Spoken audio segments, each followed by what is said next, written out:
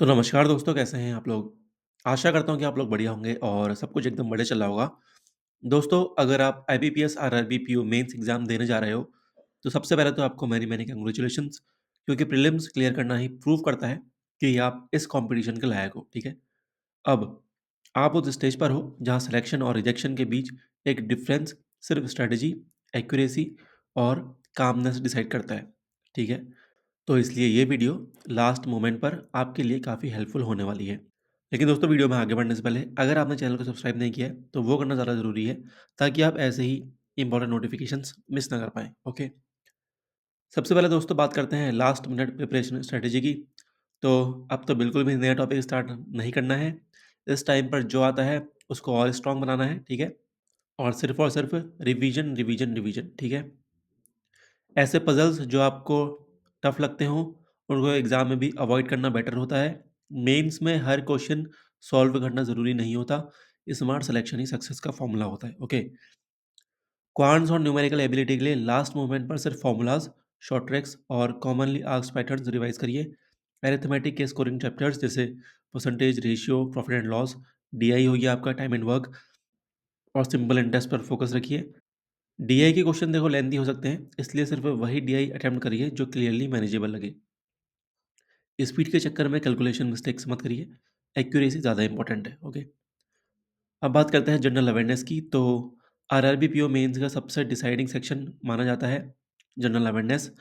Last 4 to 5 months के current affairs को एक बार सिस्टमैटिकली रिवाइज करिए। Banking awareness, RBI updates, government schemes, RBI budget related facts, important reports और indices पर फोकस रखिए। स्टैटिक बैंकिंग टर्म्स उतना तो नहीं आएगा, बट हल्के-फुल्के जैसे कि NPA, CRR, SLR, repo rate जैसे बेसिक्स को भी हल्का-हल्का लाइटली रिवाइज़ कर लीजिए, क्योंकि डायरेक्ट क्वेश्चंस यहीं से आते हैं, ओके। अब इंग्लिश या हिंदी लैंग्वेज सेक्शन से इसके लिए ज़्यादा प्रेशर लेने की ज़रूरत नहीं है। लास्ट मोमेंट पर ग्रामर रूल्स रटना बिल्कुल अवॉइड करिए। रीडिंग कॉम्प्रिहेंशन, क्लोज टेस्ट और एरर स्पॉटिंग के प्रीवियसली सॉल्व्ड क्वेश्चंस रिवाइज़ करिए।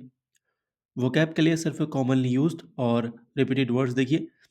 काम रहकर पेपर अटेम्प्ट करना लैंग्वेज सेक्शन में काफ़ी हेल्प करता है। अब बात करते हैं डॉक्यूमेंट्स जो कैरी करने हैं। तो एग्ज़ाम डे पर दोस्तों एक छोटी-सी गलती की वजह से बड़ी प्रॉब्लम आ सकती है।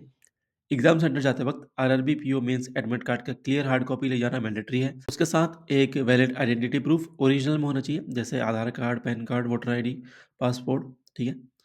और दोस्तों साथ में आपको 2 पासपोर्ट साइज़ फ़ोटो रखना मैंडेटरी है, ओके? इन डॉक्यूमेंट्स के बिना एंट्री मिलना मुश्किल होता है। मुश्किल क्या, नहीं मिलेगी, ठीक है? इसलिए 1 दिन पहले ही सब अरेंज कर लीजिए। 1 दिन पहले नहीं, वीडियो को देखते ही उसके बाद अरेंज कर लो, ठीक है? और ओरिजिनल फ़ोटोकॉपी की ओरिजिनल आइडेंटिटी प्रूफ़ की फ़ोटोकॉपी, ठीक है? उसको अटैच कर लेना अपने एडमिट कार्ड के साथ।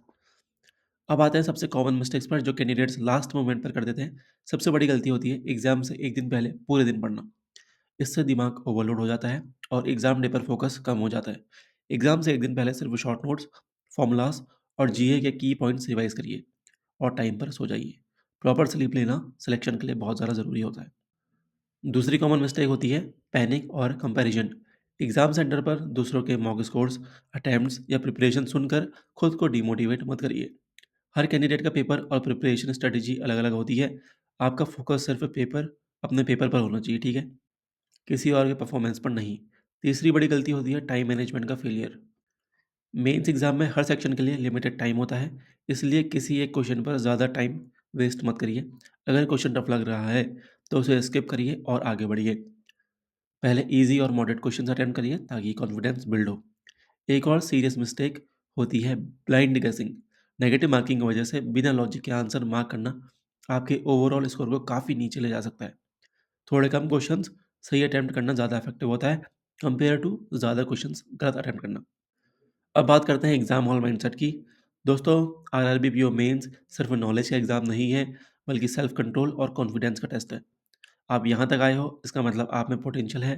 रिजल्ट के बारे में मत सोचिए, इंटरव्यू और फाइनल सिलेक्शन का प्रेशर साइड में रखिए।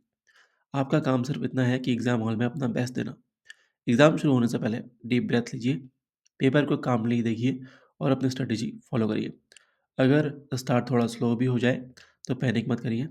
एंड तक पेशेंस रखना ही सक्सेसफुल कैंडिडेट की पहचान होती है।